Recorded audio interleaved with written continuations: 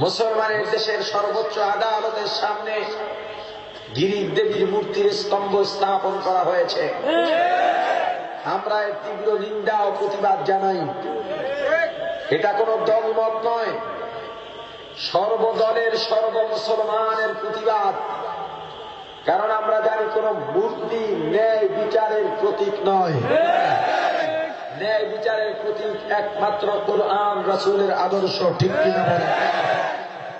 অতএব সর্বোচ্চ আদালতের সামনে হতে গিরিশ দেবীর মূর্তি নামিয়ে কোরআনের স্তম্ভ স্থাপন করতে হবে। প্রিয় ভাইরা আমার, গতকালকে বাংলাদেশে একজন প্রভাবশালী রাজনৈতিক ব্যক্তি উনি বলেছেন এই মূর্তির বিরুদ্ধে যারা বলে তারা মুক্তিযোদ্ধার চেতনা বিরোধী শক্তি। মুক্তিযুদ্ধের চেতনা ভাস্কর্য আর মূর্তির সাথে কবে ছিল এটা আমাদের জানার বিষয়। আমি আপনাদেরকে স্মরণ করিয়ে দিতে চাই, বাংলাদেশ মূর্তি আর ভাস্কর্যের চেতনায় স্বাধীন হয়নি। বাংলাদেশ স্বাধীন হয়েছে ইসলাম ও আল্লাহর নামের চেতনায়। কারণ যেদিন স্বাধীনতা আন্দোলনের ঘোষণা হয়েছিল, আপনারা জানেন ঐতিহাসিক 7ই মার্চে ঢাকা রেসকোর্স ময়দানে বঙ্গবন্ধু যেই ঘোষণার মাধ্যমে স্বাধীনতার ঘোষণা দিয়েছিলেন, সে ঘোষণায় সেই ভাষণে তিনি বলেছিলেন, আপনারাও স্বাধীনতা দিবস বিজয় দিবসের ঘোষণাটা শুনে থাকেন, রক্ত যেহেতু দিয়েছি রক্ত আরো দিব, তবুও বাংলার মানুষকে মুক্ত করে ছাড়ব ইনশাআল্লাহ। আল্লাহর নামের উপরে স্বাধীনতা যুদ্ধের ঘোষণা হয়েছিল। মুক্তিযুদ্ধের চেতনা আল্লাহর নামের সাথে, ইসলামের সাথে, মুক্তি বা ভাস্কর্যের সাথে নয়। বক্তব্য দিয়েছেন, তিনি ইতিহাসকে বিকৃত করেছেন।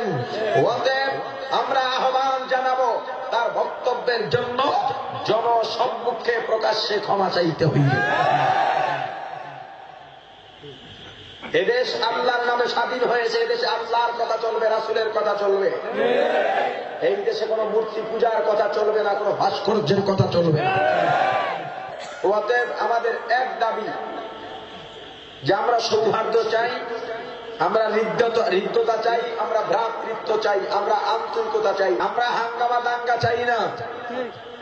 যারা অসাম্প্রদায়িক দাবি করে আমাদের টুপিওয়ালাদেরকে সাম্প্রদায়িক বলে গালি দিচ্ছে, সাম্প্রদায়িকের লোগো আমাদের মাথায় চাপিয়ে তারা আমাদেরকে দোষারোপ হিসেবে চিহ্নিত করার অপচেষ্টায় লিপ্ত হচ্ছে, আমি বলি তারাই সবচাইতে বড় সাম্প্রদায়িক।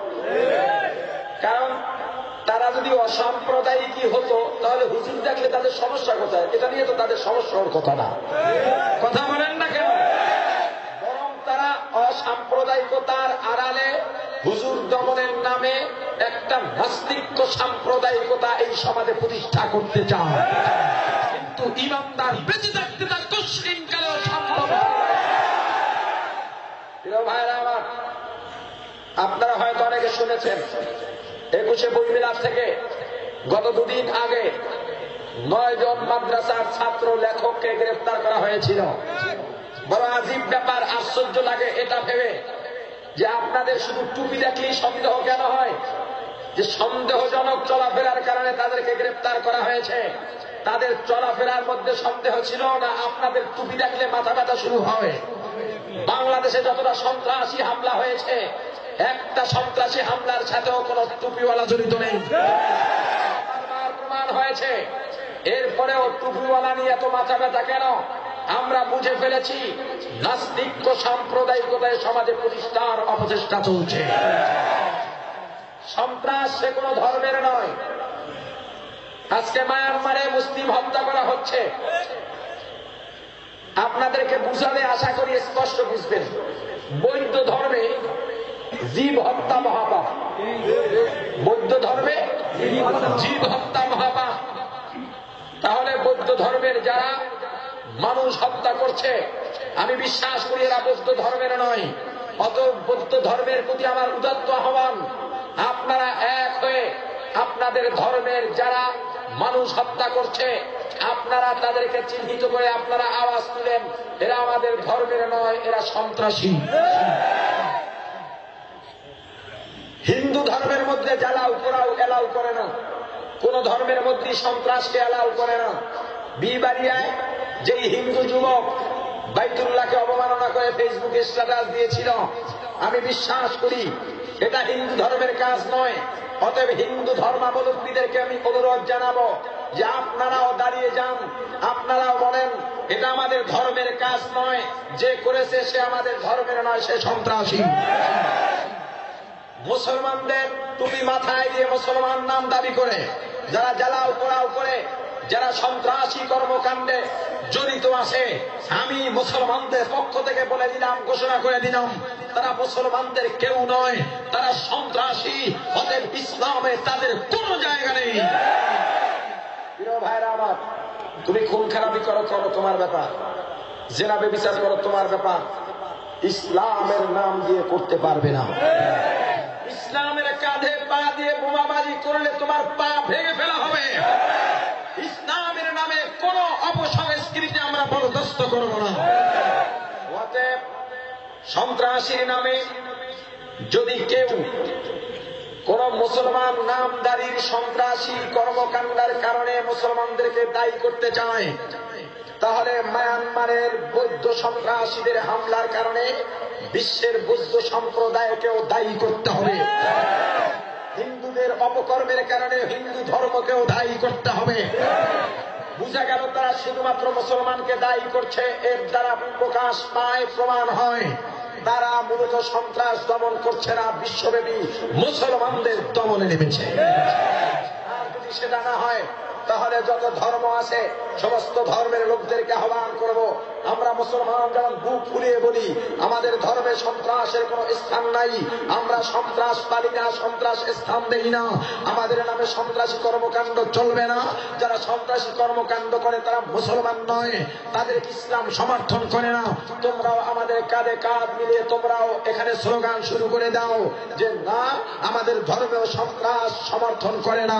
অতএব কোন ধর্মের বিরুদ্ধে কথা চলবে না, কোন ধর্ম নিয়ে আমাদের কোন মাথা ব্যথা নাই, সন্ত্রাস নিয়ে মাথা ব্যথা এবং তোমাদের দৃষ্টিভঙ্গি নিয়ে আমাদের প্রশ্ন। টার্গেট শুধু মুসলমান কেন? বই মেলায় গতবার খুন হয়েছে, একজনও ধরতে পারলেন না। হুজুরদের চলাফেরায় আপনাদের সন্দেহ বেড়ে গেল, নাকি হুজুরদের লেখা বই গ্রহণযোগ্যতা বেশি পেয়েছে? হুজুরদের লেখার জগতে হুজুররা 1 নম্বর আসন গ্রহণ করবে বিদায়, সেই ভয়ের থেকে হুজুরদের ধরলেন। আমাদের পিঠ দেয়ালে থেকে গেছে। আন্তরিকতার সাথে বিনয়ের সাথে বলি, আমরা শান্ত মুসলমান, আমরা ভ্রাতৃত্ব চাই, আমরা শান্তি চাই, আমরা মুসলমানদের মধ্যে সৌহার্দ্য চাই, আমরা দেশের জনগণের মাঝে সৌহার্দ্য চাই, আমরা ভালোবাসা চাই, আন্তরিকতা চাই, ভ্রাতৃত্ব চাই, আমরা সৌহার্দ্য চাই, আমরা দাঙ্গা চাই না, হাঙ্গামা চাই না। অতএব কোন নাস্তিক মুরতাদ যেন ইসলামের বিরুদ্ধে উস্কানিমূলক কোন বক্তব্য দিয়ে শান্ত মুসলমানকে অশান্ত না করে। যদি একবার শান্ত মুসলমানগুলো শান্ত হয়ে প্রতিবাদ মুখর হয়ে দাঁড়িয়ে পড়ে, বিশ্বের এমন কোন পরাশক্তি নাই মুসলমানদের প্রতিবাদ ঠেকাতে পারবে। অতএব আমরা আবার উদাত্ত আহ্বান জানাবো, বাংলাদেশের সর্বোচ্চ আদালতের সামনে হতে গিরিশ দেবীর মূর্তি সরিয়ে কোরআনের স্তম্ভ স্থাপন করা হোক। আমরা সম্পর্ক রাখবো কোরআনের সাথে না মূর্তির সাথে? আল্লাহ আমাদেরকে কোরআনের সাথে সম্পর্ক রেখে মরণ পর্যন্ত দ্বীনের সাথে অটল থাকার তৌফিক দান করেন। সুবহানাল্লাহি ওয়া বিহামদিহি, সুবহানাকাল্লাহুম্মা ওয়া বিহামদিকা আশহাদু আল লা ইলাহা ইল্লা আনতা আস্তাগফিরুকা ওয়া আতুবু ইলাইক। আমি দোয়া চাই, আমিও দোয়া করি, সংক্ষিপ্ত মুখতাসার দোয়া করে দেব ইনশাআল্লাহ।